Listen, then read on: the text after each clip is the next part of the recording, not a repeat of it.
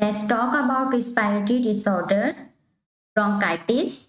The inflammation of the air passageway is termed as bronchitis. Students, bronchi आपके पास air पैसेजवे हैं lung के। आसान लफ्जों में कहें तो हमारी सांस की नालियों में फिश हो जाना मीन्स के इन्फ्लेमेशन हो जाना आपके पास कहलाता है bronchitis. Students look at this diagram a healthy air flow. Students आप देखें कि ये आपके पास नॉर्मल आपके पास ब्रोंकाई है, यहाँ आपके पास नॉर्मल एयर फ्लो हो रहा है, लेकिन इन्फ्लेम ब्रोंकाइटिस में क्या होगा कि आपके पास ये जो ब्रोंकाई की ट्यूब है यहाँ म्यूकस एक्यूमुलेट हुआ है और उसकी वजह से इन्फ्लेमेशन हो गई है, तो एयर फ्लो यहाँ पर बहुत कम हो जाएगा। अब इसके कॉजेस क्या हैं? Cigarette smoking, bacterial infection, viral infection and may be dust या पॉल्यूशन। स्टूडेंट सिम्टम्स, अगर किसी पेशेंट को ब्रोंकाइटिस हो जाए तो हम उसमें ऐसी कौन सी अलामत आएंगी कि उससे पता चल जाए कि इस पेशेंट को जो है ये बीमारी है या ये डिसऑर्डर है? तो student cough, increase mucus secretion, shortness of breath and low grade fever. यानी आपके पास ये तमाम सिम्टम्स अगर किसी पेशेंट में मौजूद हैं, इट्स मीन कि उससे कौन सा रेस्पिरेटरी डिसऑर्डर हुआ है? Bronchitis. Next we move on to emphysema. It is progressive destruction to the alveoli. Alveoli क्या है? Student look at this healthy alveoli. Alveoli वो टीनी एयर स्पेसीज है जहां गैस एक्सचेंज होती है। स्टूडेंट्स एम्फाइसीमा की कंडीशन में क्या होगा कि यहाँ जो एल्वुलाई हैं, एल्वुलाई स्पेसीज हैं, ये ब्रस्ट हो जाती हैं या डैमेज हो जाती हैं, जिससे लंग का सरफेस एरिया कम हो जाता है। Students, what are the causes of this condition? The major cause is tobacco smoking, industrial pollution and alpha-1 deficiency. Students, अब अगर किसी पेशेंट में एम्फाइसीमा की कंडीशन है तो उसमें कौन से सिम्टम्स होंगे? स्टूडेंट्स, लंग के जितने भी आपके पास डिसऑर्डर्स हैं उनमें सबसे मेन जो सिम्टम होगा वो शॉर्टनेस ऑफ ब्रेथ है या लेबोरियस ब्रेथ हो सकती है, cough with phlegm, fatigue and weight loss and barrel chest. Student, fatigue means कि ऐसे पेशेंट में थकावट भी होगी, वेट लॉस भी होगा और कफ होगी विद पेलगम मीन्स कि बहुत ज़्यादा म्यूकस सिक्रीशन होगी और ब्रेथ यानी सांस लेने में उन्हें बहुत ज़्यादा मुश्किल होगी। तो ऐसे पेशेंट में कौन सा डिसऑर्डर होगा? Emphysema. Students, barrel chest mean कि ऐसे पेशेंट में जो उनका चेस्ट होता है वो फूल जाता है और ये एडवांस स्टेज है, मीन्स कि अगर पेशेंट ने जो है ना इग्नोर किया है अपनी ये तमाम सिम्टम्स को तो मे बी जो है उसका बैरल चेस्ट हो जाए, मीन्स कि उसका चेस्ट फूल जाए। Moving on to our third disorder, pneumonia, the acute inflammation and infection of the lung, especially the alveoli as pneumonia. Students look at the picture, ये आपके पास हेल्थी एल्वुलाई मीन्स कि ऐसे पेशेंट जिससे pneumonia नहीं होगा तो उनके जो है ये हेल्थी एल्वुलाई होंगे, लेकिन नमोनिया अफेक्टेड लंग्स में क्या होगा कि एल्वुलाई में म्यूकस फील्ड हो जाएगा। स्टूडेंट्स आप देख सकते हैं पिक्चर में कि लंग्स के जो एल्वुलाई है वहां जो है म्यूकस फिल हो गया है, तो ऐसे पेशेंट में जो है वो नमोनिया कॉज होता है। नमोनिया मीन्स कि इन्फ्लेमेशन हो जाना या फिर लंग्स के एल्वुलाई के लेवल पर इंफेक्शन हो जाना। Look at this definition: an infection that inflame the air sac या alveoli in one or both lungs which may fill with fluid or pus।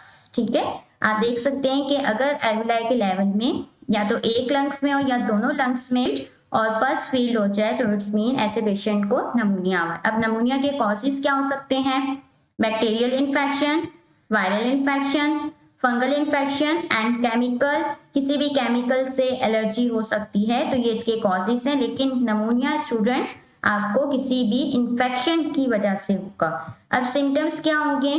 Productive कफ, क्योंकि आपको मालूम है कि एल्वुलाई में जो है आपके पास म्यूकस और पस फील्ड है, तो इस वजह से प्रोडक्टिव कफ होगी म्यूकस के साथ। High grade fever, chills, shortness of breath, chest pain हो सकता है, fatigue and confusion means fatigue, थकावट वगैरह भी आपको हो सकती है। अगर ये तमाम सिम्टम्स किसी पेशेंट में है तो इट्स मीन कि उन्हें रेस्पिरेटरी डिसऑर्डर नमोनिया हुआ है। Next, now let's talk about respiratory disorder asthma. an inflammatory condition of the airways, bronchi and bronchioles of the lung. Student आप देख सकते हैं कि अस्थमा की कंडीशन में क्या हो रहा है कि एयरवेज में इन्फ्लेमेशन हो गई है, ब्रोंकाई और ब्रोंक्यूल इन दी लंग्स में, ठीक है।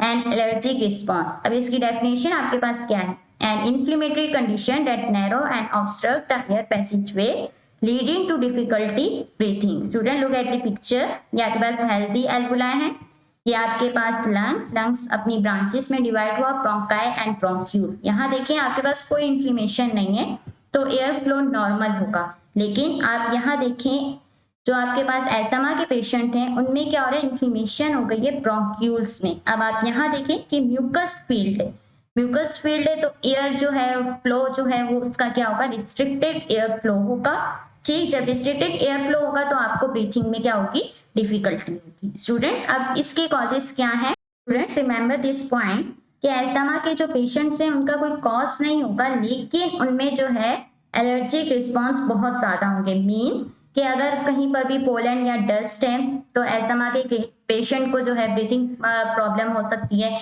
स्मोक की वजह से, या एनिमल फर मीन्स ये जो परिंदों के पर होते हैं उनसे, and various other allergic substances. Students ऐसे पेशेंट में सिम्टम्स क्या होंगे, शॉर्टनेस ऑफ ब्रेथ यानी सांस लेने में प्रॉब्लम, चेस्ट पेन भी होगा, फीवर भी होगा, इसके साथ wheezing sound. Student wheezing sound कहते हैं कि जब भी हम सांस निकाल रहे हैं तो उस वक्त उनकी आवाज में सीटी की आवाज है, और इसके साथ कफ। Next, let's talk about the most severe disorder, lung cancer. Students, the uncontrolled growth of abnormal cells that form tumor in lungs.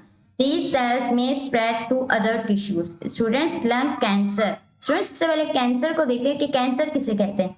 Students cancer कहते हैं कि एबनॉर्मल सेल्स की अनकंट्रोल ग्रोथ हो, मीन्स कि आप किसी सेल्स को कंट्रोल नहीं कर सकते, लेकिन जो सेल्स एबनॉर्मल होंगे वो कंटिन्यूस डिवाइड हो जाएंगे, और वो जब कंटिन्यूस डिवाइड होंगे they form tumour in lungs.